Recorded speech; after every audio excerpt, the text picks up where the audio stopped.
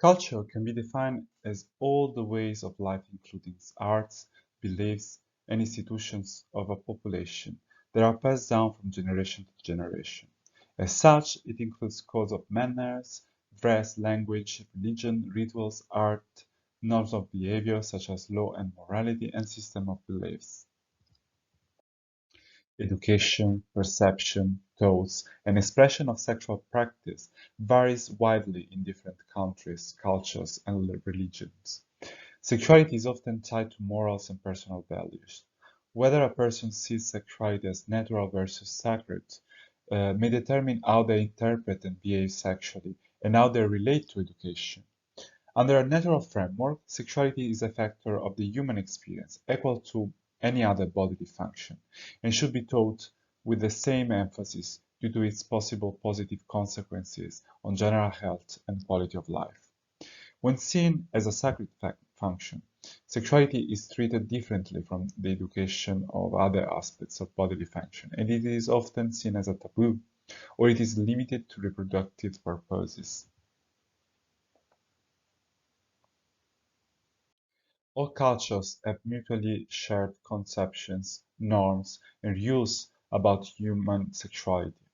Culturally sensitive sexuality education exists and may be appropriate for all children and young people.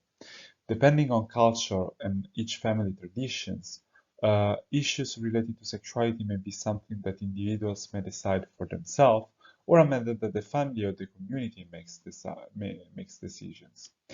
At the same time, sexual rights are part of human rights. Thus, each individual must have control over their body, sexuality, and reproduction. At this age, children have more contact with a large group of people and at preschool, and they increasingly learn social rules. Moreover, they learn that adults disapprove if they expose their naked body in public and touch themselves or someone else. Exploring their own and others' people bodies is frequently expressed in the context of playing, such as mommies and daddies and doctors and nurses. At first, children play the sexual games openly to express their curiosity, but as soon as they realize that are disapproved, they will play them in secret.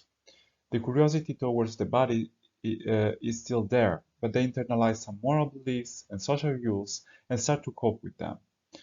With a dirty word phase, children are testing their boundaries. They notice that certain words provoke a reaction in the people around them.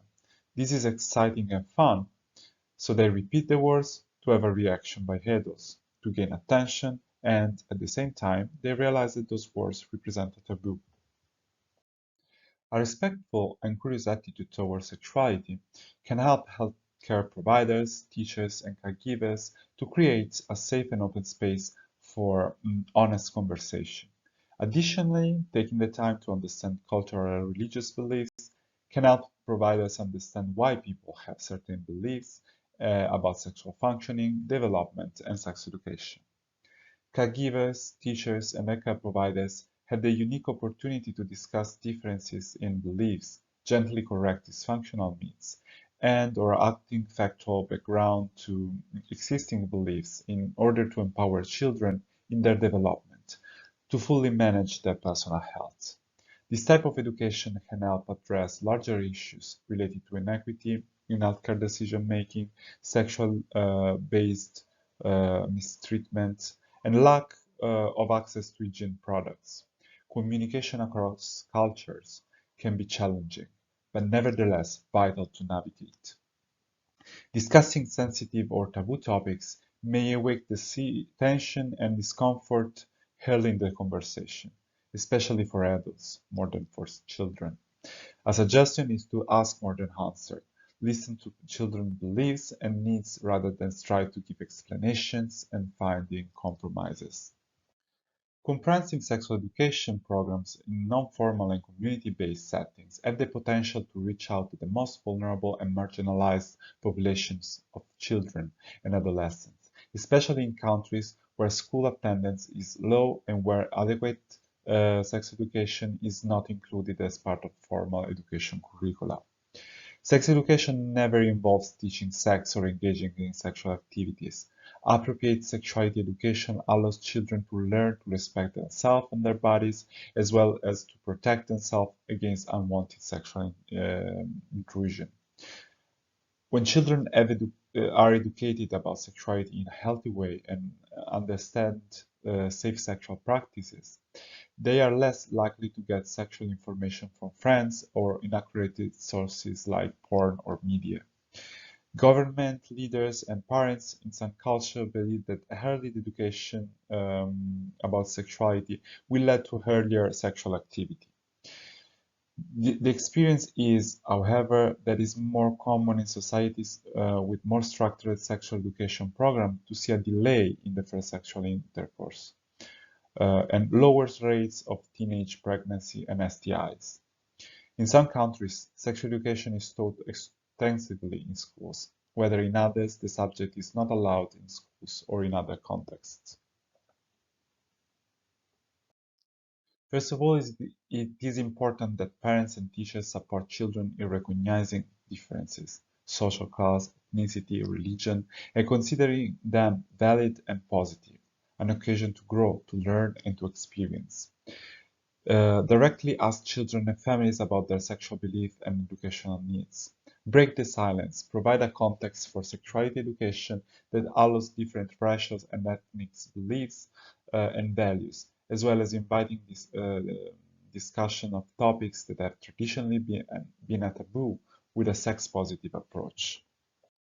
Teachers and parents should work to improve the critical thinking and the creativity of children instead of giving them rigid models to follow. This is valid not only about sexuality, but also for other ethical and moral sensitive topics, such as religion and politics and others. It is also their role to sustain and connect children with healthcare providers, normalizing sexuality and pleasure as a healthy part of their body and experience. So in conclusion, sexuality is influenced by the interaction of biological, psychological, social, economic, political, cultural, ethical, legal, historical, religious, and spiritual factors, which are all equally important and valid. Comprehensive sexual education is broadly aimed at equipping children through the lifespan to enhance sexual health and well-being and to prevent outcomes that can have a negative impact on their quality of life.